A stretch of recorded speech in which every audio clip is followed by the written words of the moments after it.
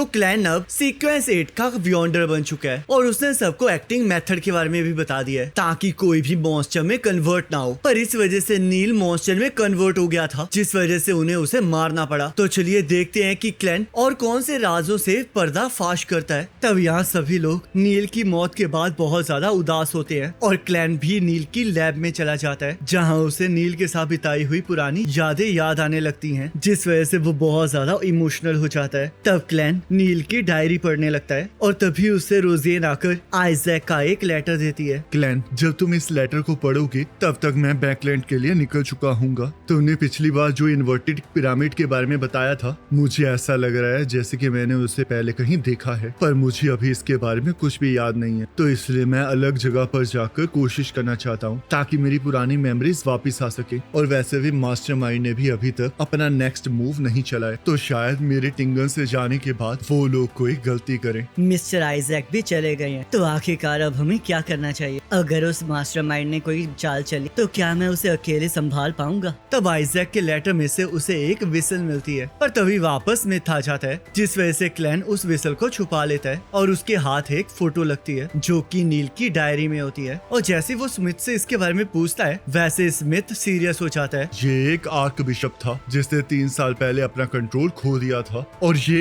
एक ग्रेड 0 का आर्टिफैक्ट लेकर गायब हो गया था, पर अभी तक हमें इसके बारे में कुछ पता नहीं चला है। चर्च ने हमें कहा है कि अगर ये हमें कहीं भी दिखाई दे तो हमें इसका पीछा नहीं करना है, सीधा इसके बारे में चर्च को बताना है, क्योंकि अगर हम लोग इसका पीछा करेंगे तो पक्का मारे जाएंगे। आखिरकार ये सील्ड आर्टिफैक्ट 008 है क्या? ग्रेड 0 सील्ड आर्टिफैक्ट सबसे ज्यादा डेंजरस सील्ड आर्टिफैक्ट है, जिस वजह से इसे सबसे छुपा कर रखा जाता है। और इसके बारे में मुझे यही पता है कि ये एक फेदर पेन की तरह दिखाई देता है, जिसे लिखने के लिए इंक की जरूरत नहीं पड़ती है। जब बियॉन्डर बेकाबू होकर मर जाता है तो वो अपने पीछे कुछ ऐसी चीजें छोड़ जाता है जिसके अंदर बियॉन्डर की पावर होती है, और अगर उन्हें कंट्रोल ना किया जा सके तो उन्हें सील कर दिया जाता है और इसी तरह सील्ड आर्टिफैक्ट बनते हैं। तो क्या इसका मतलब इन सील्ड आर्टिफैक्ट्स को कंट्रोल किया जा सकता है? इसका जवाब तुम बिल्कुल भी जानना नहीं चाहोगे। तो चलो अब काम पर चलो, इतनी देर तक उदास रहना हमारे लिए अच्छी बात नहीं है। तब क्लैन डिसाइड करता है कि वो अपने आप को संभाल कर उस मास्टरमाइंड को ढूंढेगा और स्मिथ से वो टैरेट कार्ड्स दे देता है जो कि उसने ऑर्डर किए होते हैं। तब हमें पता चलता है क्लैन ने जो टैरेट कार्ड्स मंगवाए होते हैं उनके फेसेस प्योर सिल्वर और बाकी मेटल थ्रेड्स के साथ बने होते हैं जो कि अनडेड क्रिएचर्स को रोक सकते हैं। तब स्मिथ क्लैन से पूछने लगता है कि आखिरकार उसने टैरेट कार्ड्स को मंगवाया क्यों है। तब क्लैन उसे बताता है कि वो टैरेट कार्ड्स को वेपन्स की तरह इस्तेमाल करना चाहता है, क्योंकि जहाँ पर गन्स अंदर नहीं जा सकती वहाँ पर वो उन टैरेट कार्ड्स का इस्तेमाल कर सकता है। तब क्लैन अपनी पावर से एक टैरेट कार्ड को फेंकता है जो कि गेट की लकड़ी के अंदर घुस जाता है, पर अभी भी क्लैन का निशाना इतना अच्छा नहीं होता। तब स्मिथ ये डिसाइड करता है कि वो क्लैन को लड़ना सिखाएगा, और क्योंकि अब वो सीक्वेंस 8 का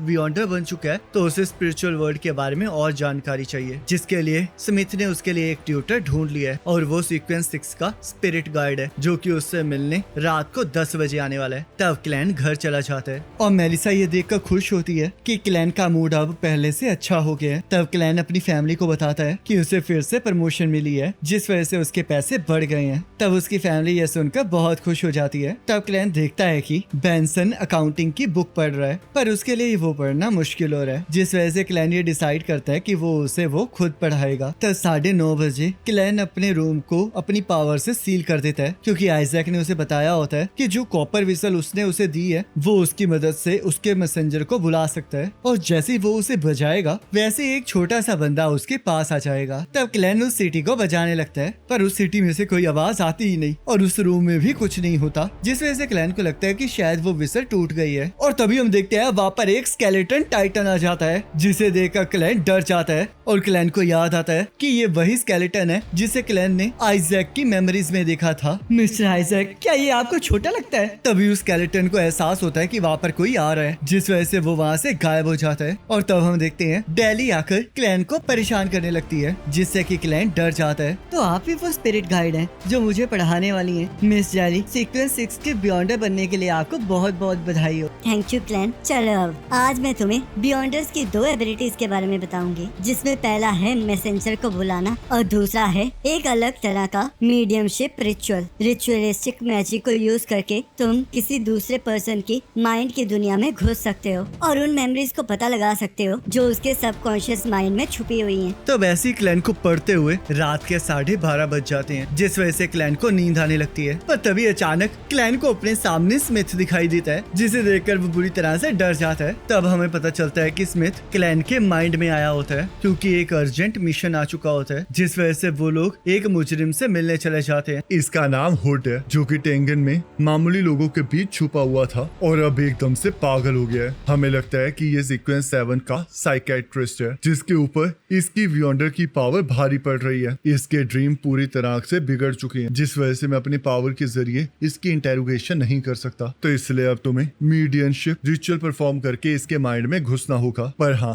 याद रखना कि साइकेट्रिस्ट स्पेक्टेटर पाथवे से बिलोंग करता है, तो इसलिए इनके साइकोलॉजिकल डिफेंस बहुत ज्यादा स्ट्रॉन्ग होते हैं। तब क्लैन हुड से मिलने चला जाता है और हुड उसे देखते ही उसे पूछने लगता है कि क्या वो उसके लिए केक नहीं लाया, क्योंकि उसे क्लैन एक पर्सन एल की तरह लग रहा होता है। पर क्लैन जैसे उसे मना करता है कि उसके पास कोई केक नहीं है, वैसे ही वो पागल हो जाता है और क्लैन के ऊपर ये इल्जाम लगाता है कि उसने उसका केक चुरा लिया है और अपनी बेड़ियों को तोड़कर उस पर हमला कर देता है। तब क्लैन अपने कार्ड्स की मदद से हुड को दीवार के साथ चिपका देता है, पर वो कार्ड्स भी उसे रोक नहीं पाते, जिस वजह से स्मिथ अपने नाइटमेयर की पावर से उसे पकड़ लेता है। कैप्टन की नाइटमेयर की एबिलिटी तो काफी ज्यादा बढ़ गई है, तो इसका मतलब पोशन काफी अच्छे से डाइजेस्ट हो रहा है। तब क्लैन स्पिरिचुअलिटी से उस जगह को सील कर देता है और रिचुअल को परफॉर्म करने लगता है, जिस वजह से वो उसके माइंड में एंटर कर जाता है और स्पिरिट वर्ल्ड को देखकर बहुत ज्यादा हैरान हो जाता है। ये स्पिरिट वर्ल्ड तो सच में काफी कमाल का है। रियल वर्ल्ड इसके साथ ओवरलैप कर रहा है, जिसका मतलब पास्ट, प्रेजेंट और फ्यूचर यहीं पर मिल रहे हैं। तब क्लैन हुड के माइंड के अंदर जाने लगता है और अपने मैजिक से हुडन से पूछने लगता है कि आखिरकार वो कौन है और वो किस ऑर्गेनाइजेशन से बिलोंग करता है। तब क्लैन को पता चलता है कि हुड साइकोलॉजी आर्कमिस्ट ऑर्गेनाइजेशन से बिलोंग करता है, पर उससे आगे क्लैन को उस ऑर्गेनाइजेशन के बारे में कुछ पता नहीं होता।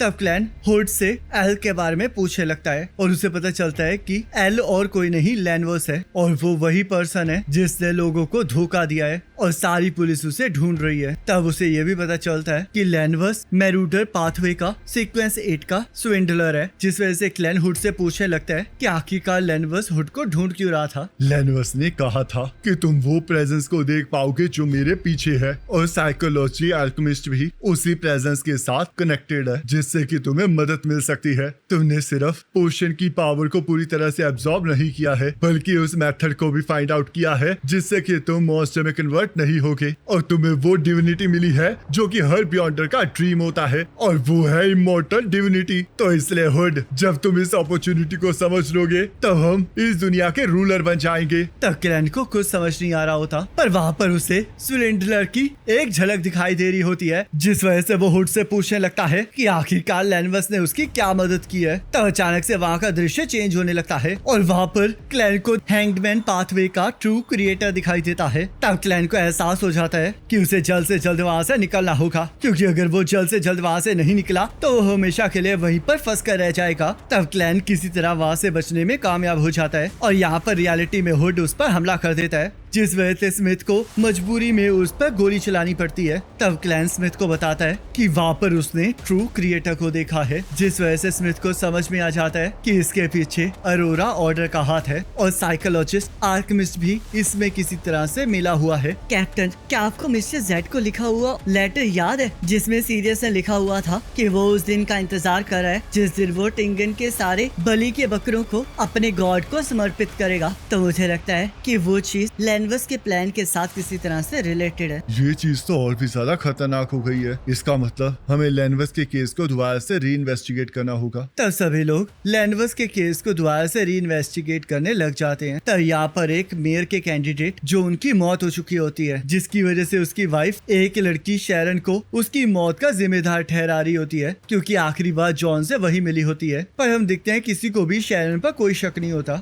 और सभी लोग शैरन के दीवाने होते हैं, जिस वजह से जॉन की वाइफ की बात कोई नहीं सुन रहा होता और वो सभी लोग शैरन को वहाँ से जाने देते हैं। तब क्लैन और उसके साथी जॉन की बॉडी को देखने चले जाते हैं, जहाँ पर उन्हें पता चलता है कि जॉन की डेथ एकदम से बीमार होने की वजह से हुई है। और क्लैन को यह यकीन होता है कि ये चीज किसी सुपर नेचुरल चीज के साथ रिलेटेड है, क्योंकि जब लैनवर्स ने अपनी स्टील फैक्ट्री लीज पर ली थी तब जिसे उसने रिश्वत दी थी वो जॉन था। और अब एकदम से लैनवर्स का केस खुलने की वजह से जॉन की डेथ हो चुकी है, जो कि एक कोइंसिडेंस बिल्कुल नहीं हो सकता। तब स्मिथ शैरन के ऊपर इन्वेस्टिगेशन करने के लिए कहता है ताकि वो लोग ये पता लगा सकें कि क्या उसका कनेक्शन कहीं लैनवर्स के साथ तो नहीं है। तब क्लैन अपनी ग्रे मिस्ट की दुनिया में चला जाता है, जहाँ पर वो अपनी डिविनेशन से ये चेक करने लगता है कि कहीं जॉन की मौत के पीछे किसी सुपर नेचुरल पावर का हाथ तो नहीं है, जिस वजह से उसे पता चलता है कि ये बात सच है। तब वो चेक करने लगता है कि शैरन कहीं कोई बियॉन्डर तो नहीं है, पर उसे कोई जवाब नहीं मिलता, जिस वजह से वो फिर से चेक करने लगता है कि क्या शैरन और लैनवर्स के बीच में कोई कनेक्शन तो नहीं है, पर उसे फिर भी कोई जवाब नहीं मिलता। आखिरकार ये क्या हो रहा है? कहीं ऐसा तो नहीं कि शैरन एक पावरफुल बियॉन्डर है, पर मेरे पास ज्यादा इंफॉर्मेशन नहीं है, जिस वजह से मैं ज्यादा कुछ वेरीफाई नहीं कर सकता।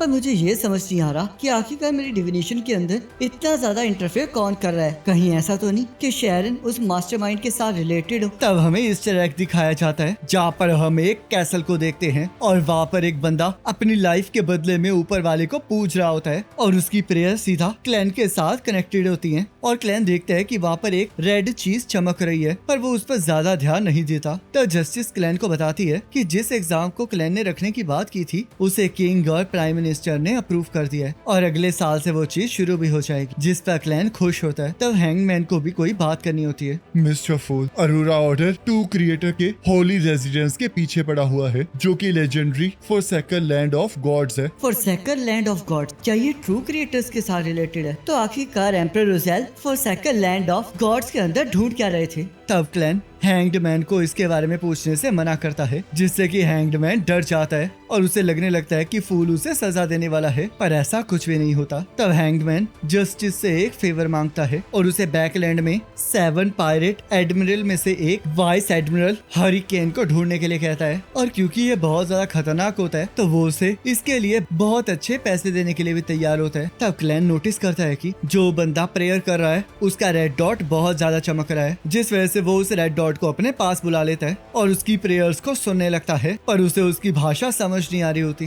पर तभी उसे याद आता है कि उसने वो लैंग्वेज सुनी हुई है, जिस वजह से उसे पता चलता है कि वो प्रेयर फॉरसैकन लैंड ऑफ गॉड से आ रही है और वो पर्सन उससे उस जगह की डेस्टिनी को ठीक करने की भीख मांग रहा होता है, क्योंकि उस जगह को गॉड्स ने छोड़ दिया होता है। तब क्लैन उस बंदे को वापस बुला लेता है ताकि वो फॉरसैकन लैंड ऑफ गॉड्स के बारे में जान सके। तब वो बंदा वहाँ पर आ जाता है और उसे वहाँ पर उन तीनों की परछाइयां दिखाई देती हैं, जिस वजह से उसे लगता है कि वो सारे गॉड हैं। पर क्लैन इस चीज से मना कर देता है और उसे बताता है कि वो फूल है। तब हैंगमैन और जस्टिस भी अपना नाम बताते हैं और क्लैन उस पर्सन को भी टैरेट कार्ड में से एक नाम चुनने के लिए कहता है ताकि वो वहाँ पर अपना कोड नेम यूज कर सके। तब वो पर्सन अपना code name the sun choose करता है और इसी के साथ ये एपिसोड खत्म हो जाता है। अब नेक्स्ट एपिसोड का लिंक आपके स्क्रीन पर आ रहा होगा, उस पर क्लिक करके अगले एपिसोड को देख सकते हो।